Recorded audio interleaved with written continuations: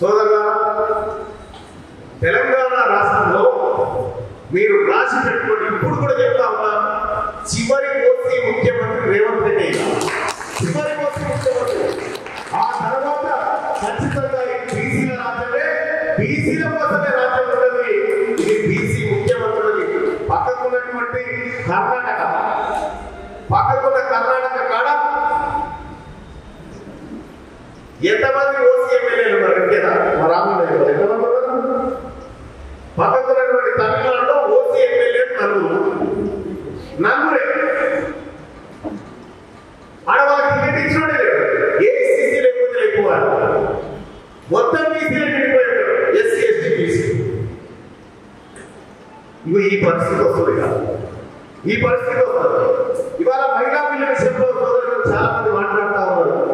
మహిళలకు సంబంధించి 33% రిజర్వేషన్ తీసుకొస్తే అందులో బీసీ మహిళలకు హక్కు లేదు కదా.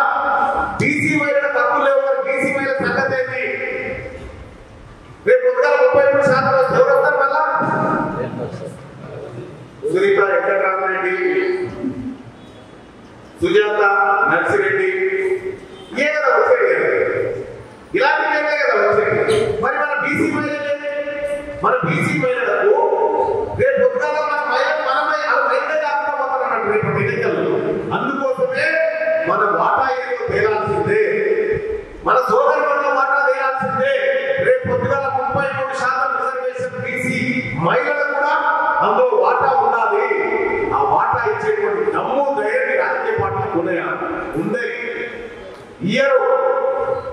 ఎందుకంటే 1952 నుంచి ఈ రోజు వరకు మనం మాట్లాడుతుంటే ఎంతమంది బీసీ మహిళలు అసెంబ్లీలో కూర్చుని తెలుసా? 5.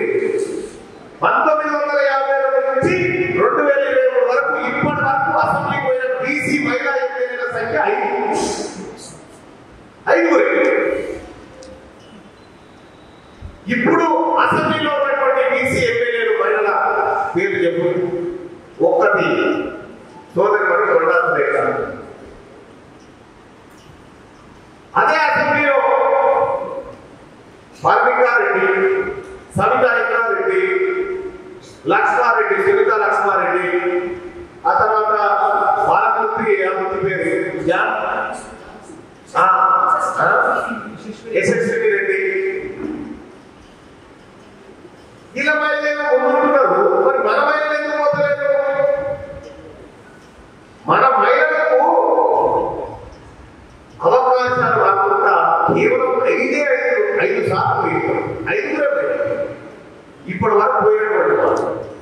మరి దీనికోసం బీసీలో ఉన్నటువంటి మహిళా సోదరులారా, మహిళా సోదరులారా, మీకోసం మేమంతా పోరాటం చేయాలి, మీకోసం మేమంతా గలమెత్తాలి. ఎందుకంటే రాబోతున్నటువంటి 33% రిజర్వేషన్ లో మీ వాటా లేదు. మీ వాటా కోసం మేము మాట్లాడాలి.